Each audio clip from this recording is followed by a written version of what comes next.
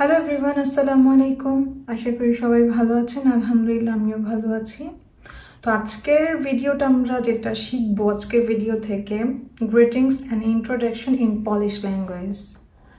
আমাদের দৈনন্দিন জীবনে প্রতিদিন বের হলেই যে জিনিসগুলো দরকার সেগুলাই শিখব। আমি এটা নিয়ে ভিডিও করতে চাইনি, তবে ভাবলাম ডেইলি লাইফে যদি কিছু দিতে হয় আগে তো এগুলো দিয়ে শুরু করতে হবে। এগুলো অলমোস্ট সবাই পারেন, তারপরও কিছু কিছু হয়তো বা নাও পারতে পারেন। তো যারা একেবারেই নতুন তাদের জন্য এই ভিডিওটা। আর আমি কিছুদিন অসুস্থ ছিলাম, তাই রেগুলার ভিডিও আপলোড করতে পারিনি। তো এখন আবার নিয়মিত ভিডিও ছাড়বো। তো যারাই ভিডিওটা দেখছেন প্লিজ একটা রিকোয়েস্ট, একটু লাইক কমেন্ট করবেন, তাহলে চ্যানেলটা আবার আগের মতো হয়ে যাবে। তো শুরু করি। ফার্স্টে হচ্ছে, আপনি কারোর সাথে যখন দেখা করবেন বা আপনার সামনে কেউ চলে আসলো, কারো চোখে চোখ পড়ে গেল, তখন আপনি তাকে কি বলবেন? সে যদি আপনার পরিচিত হয় সেক্ষেত্রে আপনি তাকে বলবেন চেস্ট চেস্ট চেস্ট, মানে হ্যালো। সেটা যদি আপনার পরিচিত কেউ হয়। আর যদি অপরিচিত কেউ হয়, আপনি রাস্তাঘাটে তাকে দেখতে পাচ্ছেন, হঠাৎ করে চোখে চোখ পড়ে গিয়েছে, তার সাথে আপনার কোনো পরিচিত হওয়ার দরকার নেই, জাস্ট চোখে চোখ পড়লেই এখানে পোল্যান্ডে, বাইরের দেশগুলোতে কারোর চোখে চোখ পড়ে গেলে হ্যালো, গুড মর্নিং এগুলো বলতে হয়। তো এইখানেও সেম, পোল্যান্ডে আপনার কারোর সাথে দেখা হলে তখন আপনি বলবেন জেন দব্রে, জেন দব্রে। আমি বাংলাটা দিয়ে দিয়েছি, কিন্তু আমি আপনাদের রিকোয়েস্ট করব পলিশ যেই অ্যালফাবেটগুলো আছে ওগুলো পড়ার চেষ্টা করবেন। যে ওয়ার্ডগুলো আছে ওগুলো পড়ার চেষ্টা করলে কি হবে, আপনারা বুঝতে পারবেন কোথাও দেখলেই। তো জেন দব্রে এটা অপরিচিতর ক্ষেত্রে, হ্যাঁ, জেন দব্রে, বা আপনি কথা শুরু করতে পারেন এটা দিয়ে। জেন দব্রে এটা শুধু গুড মর্নিং বোঝায় না, এটা গুড আফটারনুন বোঝায়, আবার হ্যালোও বোঝায়। জেন দব্রে, জেন দব্রে, জেন দব্রে।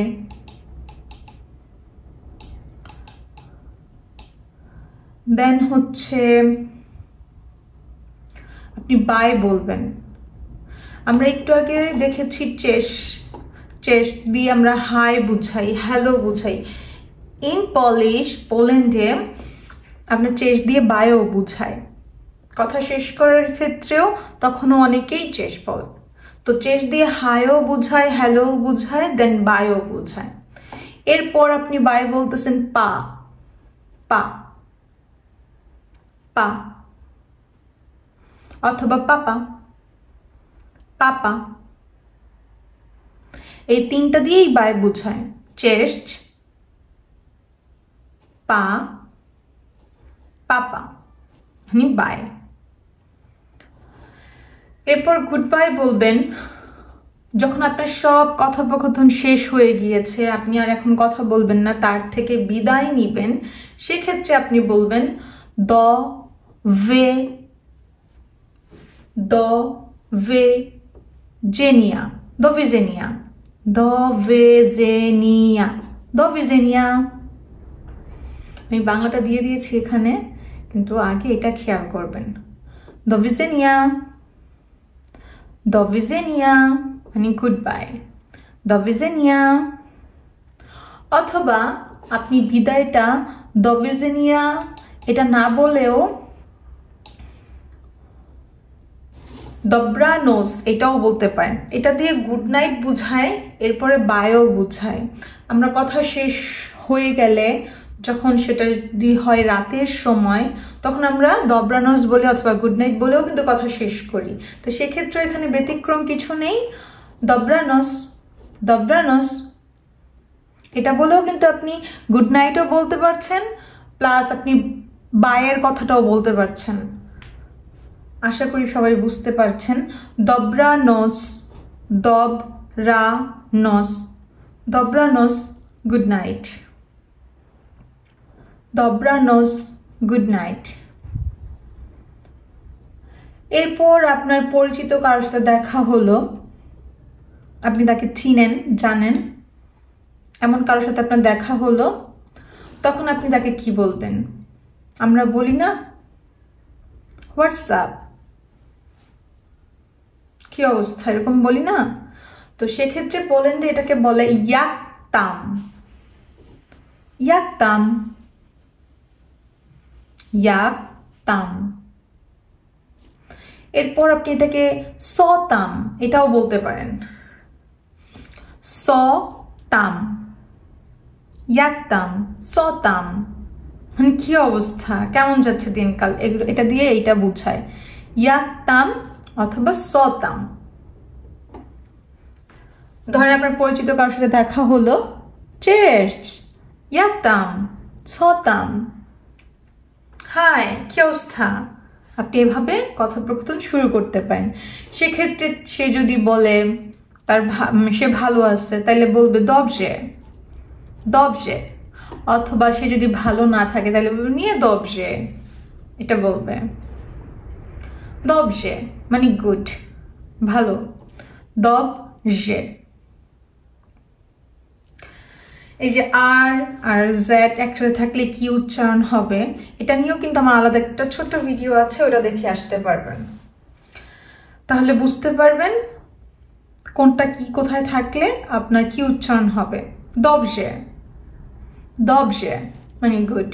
এখন সে আপনাকে রিপিটে জিজ্ঞেস করতেছে তোমার কি অবস্থা, তখন সে বলবে আতে, আতে, আ মানে হচ্ছে অ্যান্ড, তে মানে তোমার, আতে। ধর আপনি কারো নাম জিজ্ঞেস করলেন, হোয়াট ইজ ইউর নেম, তো সে আপনাকে জিজ্ঞেস করবে না যে তোমার নাম কি রিপিটে, তখন ওই রিপিট যেটা জিজ্ঞেস করে তখন সেটাকে বলা হয় আতে। পোল্যান্ডে আতে বলবে। আপনার নাম জিজ্ঞেস করছে, সেক্ষেত্রে আপনিও তার নাম জিজ্ঞেস করতে গেলে তখন আপনি এটা বলতে পারবেন আতে, তখন সে তার নাম বলবে। বা আপনাকে জিজ্ঞেস করেছে আপনি কেমন আছেন, তখন আপনি রিপিটে বললেন আতে, তখন সে বলবে সে কেমন আছে। আশা করি বুঝতে পেরেছেন।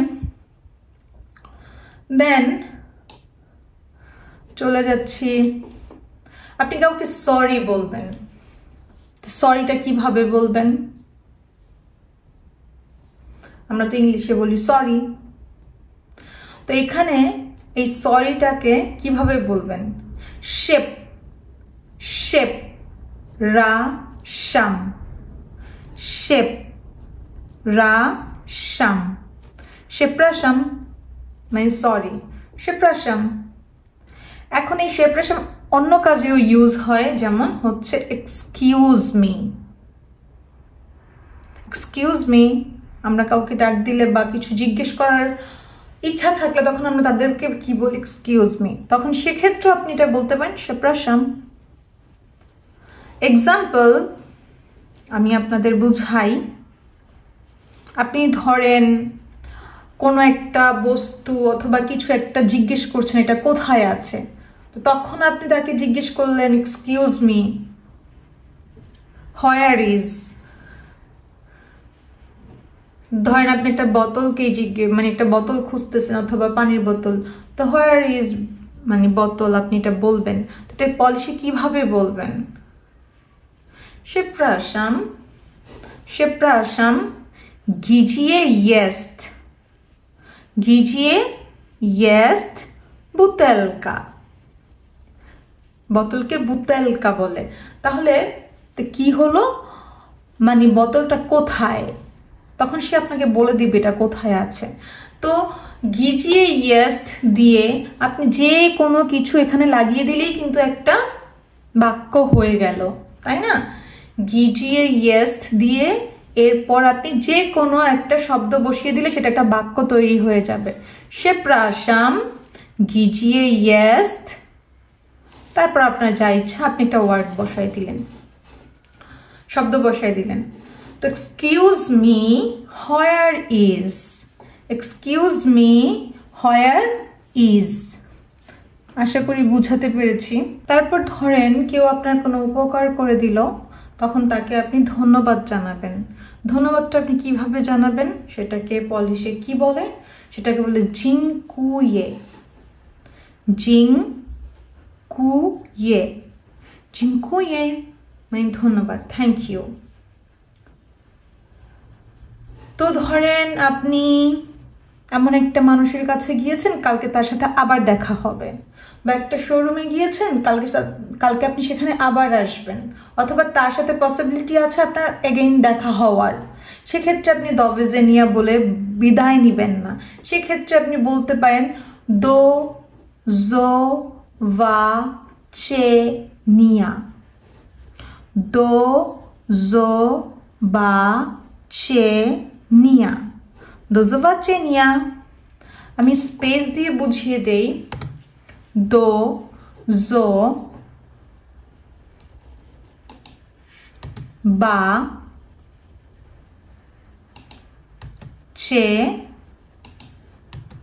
নিয়া, দো জো ভা চেনিয়া, দো জো বা চে নিয়া, দোজোভা চেনিয়া মানে সি ইউ।